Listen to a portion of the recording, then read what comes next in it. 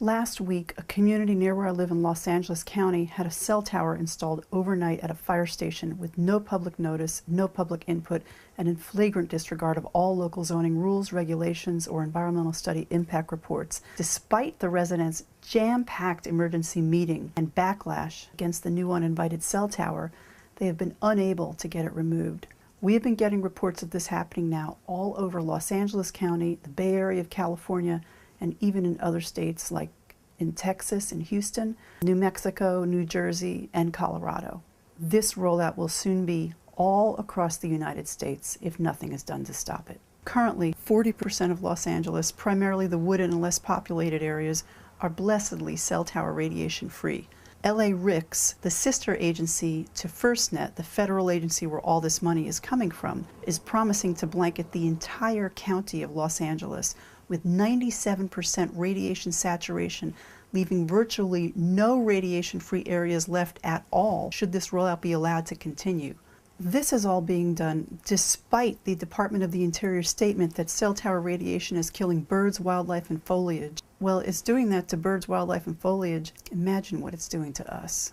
In fact, studies show a 350% increase in cancer when residents live or work within 1,500 feet of a cell tower for an average of 5 years.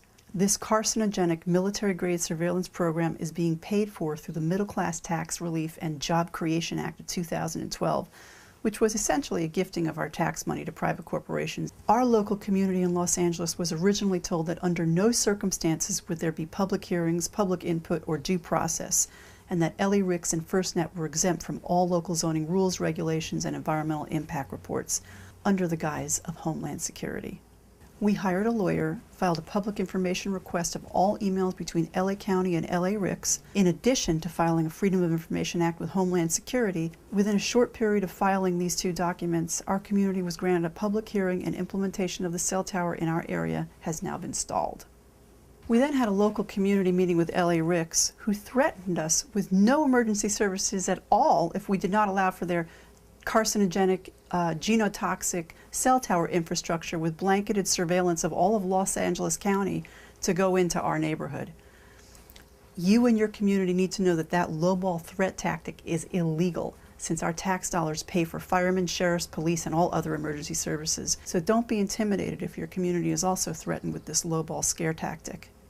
If you watch the link to the Washington, D.C. hearings with FirstNet that happened last week, you will see a flagrant disregard for cancer and other life-threatening health effects that both our federal representatives and FirstNet continually pretend do not exist.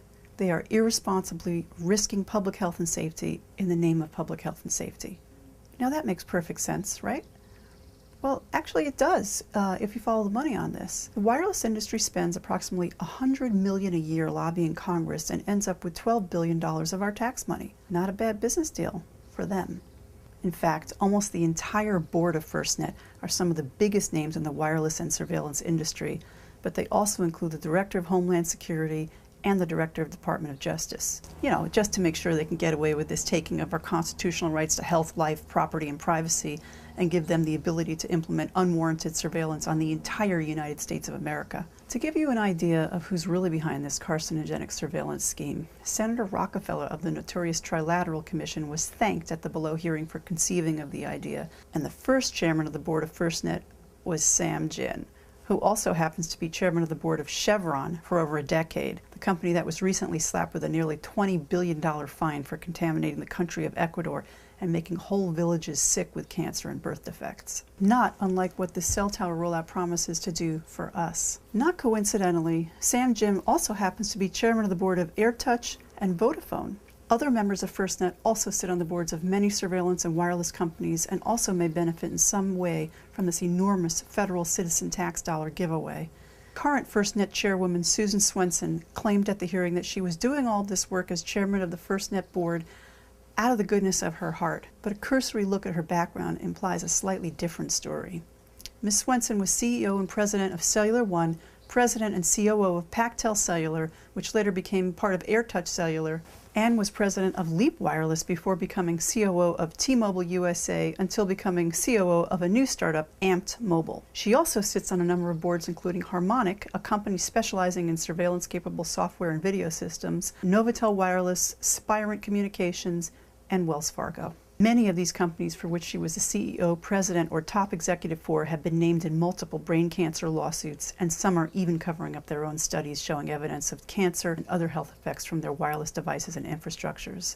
When asked at the hearing what obstacles FirstNet was facing in its rollout, Ms. Swenson purposely neglected to mention the biggest obstacle of all, the fact that the firefighters and citizens who they protect do not wish to get cancer and other health effects in exchange for the gifting of our tax money to these companies. The International Association of Firefighters have issued a statement saying firefighters suffer debilitating brain fog when exposed to cell tower radiation, making it sometimes impossible for them to do their life-saving work. They also suffered from neurological illnesses and deadly cancers they attributed directly to the antennas on or near their fire stations. Based on peer-reviewed, published scientific data, the International Association of Firefighters has called for a halt to all new antennas and cell towers on or near their fire stations, just as our local Los Angeles Firefighters Union has recently called for. The LA Firefighters Union has also written numerous letters to their Fire Chief Terrazas and LA County Board of Supervisors stating their opposition to this rollout, but have been completely ignored. If you watch the FirstNet hearing below, Chief Bryant of the International Association of Fire Chiefs was asked to testify on behalf of FirstNet, and it would appear that the firefighters are in favor of this rollout. You need to know that there is a deep division amongst fire chiefs in executive upper management positions and the men and women of the Firefighters Union. Los Angeles Fire Chief Terrazas, who has acted against the wishes of the Firefighters Union of Los Angeles and in favor of LA RICS, is considered upper management and answers to this man, Union, the Frank Lima, and Los Angeles supervisors. But the Firefighters Union President Frank Lima answers to these men and women, the actual firefighters, and not to our local politicians. Both our federal and local representatives continually ignore the fact that this is microwave radiation, a neurotoxin capable of genetic damage, and a Class 2B carcinogen that the World Health Organization says may cause cancer in humans. Now, why would our representatives be purposely ignoring public health and safety? Besides direct campaign contributions from the wireless industry, we can shed even a little more light on that question when we follow the money on LA RICS and FirstNet. If one cell tower equals $2,000 a month in revenue, and it's usually much higher, one monopole can hold 5 to 10 or more carriers. Let's conservatively say 5. So 5 times 2,000 equals $10,000 a month from one cell tower. 10,000 times 12 months, that's $120,000 a year. $120,000 a year times 231 monopoles in Los Angeles equals $27,720,000 extra a year minimum that LA County stands to receive from this rollout. That is an extraordinary conflict of interest. And once a cell tower is up, the law states that anyone can hang whatever they want on it. These wireless companies would love to get into sensitive and previously protected and inaccessible areas, which, using Homeland Security, may allow them to infiltrate. According to Fierce Wireless magazine, Sheriff Paul Fitzgerald of Story County, Iowa, launched an investigation into FirstNet and possible abuse of funds. A court order was issued to obtain emails due to corruption allegations of lucrative financial giveaways. The federal government then asked the courts to block this investigation into emails of possible corruption with FirstNet, claiming it would be a risk to Homeland Security. The term Homeland Security continues to be used and abused by special interest companies in the United States in order to gain access to citizen tax dollars at the federal level and eat away at our Fourth Amendment rights of privacy.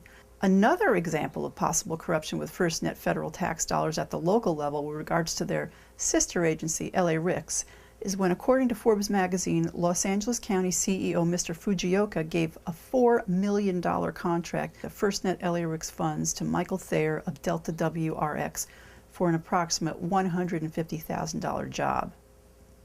When county officials complained about this fantastically gratuitous payout, Mr. Fujioka flagrantly granted yet another $1.5 million to this same company before turning around and retiring. Mr. Fujioka did all of this claiming LA County officials had no control over him or to whom he distributed all this LA RICS federal grant money to. The LA County Board of Supervisors have since called for an investigation, but that's not stopping the water spigot of federal citizen tax dollars that still pours into this corrupt and carcinogenic surveillance program. Who's really the big winner here? Motorola was gifted with an approximate $280 million contract out of our tax money, for which, according to Fierce Wireless magazine, an additional $500 million of our local tax funds will be added to the Motorola coffers down the road to help pay for this infrastructure. This cash cow recipient of federal and now even local tax dollars, Motorola, also happens to be named as a little-known defendant in multiple cell phone brain cancer lawsuits in Washington, D.C., that are now in their 16th year of litigation. Motorola has been accused of covering up their scientific studies that showed they had knowledge that their radiation-emitting products and infrastructures could cause cancer and genotoxic effects. Yet, they are still going after our tax money and purposely not talking about the studies that they funded that show these serious illnesses from their radiation-emitting products and infrastructures. One way to fight this rollout is if you live in a city that is incorporated, you can ask for exorbitant fees to put these towers on your property. This tactic has already been proven successful in many cities in Los Angeles County. If you are not in a city and are just part of the county like our community, you may or may not be able to use this tactic, demand a public hearing and due process, and ask them to protect your health, life, property, and privacy, which are your basic constitutional rights anyway. Other tactics being used to stop cell towers by communities in Europe is having residents take blood tests prior to the cell tower's installation and then test the blood again at a later date to show the cell aberrations and the harm that the cell towers cause the community. Tell them you're putting them on legal notice and that they will be held accountable. These cell tower agencies will also claim exemption to your local environmental laws, but they're actually not exempt from NEPA. Any NEPA report in your area should include the Department of the Interior's report on cell towers killing birds, wildlife, and foliage. There's also language in NEPA pertaining to economic loss which properties in the vicinity of these cell towers will suffer. But most importantly, the Telecom Act, which states you can't use environmental or health concerns to block a cell tower, actually flies in the face of the United States Constitution, which states that you've got a right to health, life, and property, which the cell tower and the Telecom Act would trample on. You also have a right to freedom of speech, which the Telecom Act attempts to stifle by saying you can't use health or environmental effects to block a cell tower. At our community meeting in Topanga, Motorola, LA Ricks, and other telecom industry companies who stand to benefit from this enormous taxpayer-funded giveaway told us that there's no health effects from cell tower radiation. That is an absolute deadly misrepresentation of the science to what they hope will be an uneducated community.